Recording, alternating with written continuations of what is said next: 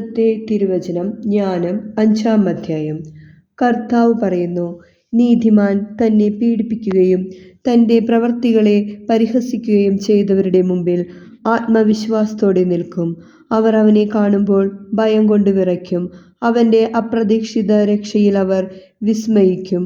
അവർ പശ്ചാത്താപ വിവശരായി ദീനരോദനത്തോടെ പരസ്പരം പറയും, ഭോഷന്മാരായ നമ്മൾ ഇവനെയാണ് പരിഹസിച്ചത്, നിന്ദയ്ക്കു പര്യായമാക്കിയത്. അവൻ്റെ ജീവിതം ഭ്രാന്താണെന്നും അവസാനം മാനം കെട്ടതാണെന്നും നാം ചിന്തിച്ചു. അവൻ അങ്ങനെ ദേവപുത്രരോട് കൂടെ എണ്ണപ്പെട്ടു. വിശുദ്ധരുടെ ഇടയിൽ അവനങ്ങനെ അവകാശം ലഭിച്ചു.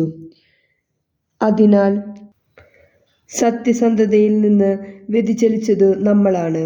നീതിയുടെ രശ്മി നമ്മുടെ മേൽ പ്രകാശിച്ചില്ല, നമ്മുടെ മേൽ സൂര്യൻ ഉദിച്ചില്ല. അധർമ്മത്തിൻ്റെയും വിനാശത്തിൻ്റെയും പാതയിൽ നാം യഥേഷ്ടം ചരിച്ചു. വഴിത്താരയില്ലാത്ത മരുഭൂമികളിലൂടെ സഞ്ചരിച്ചു.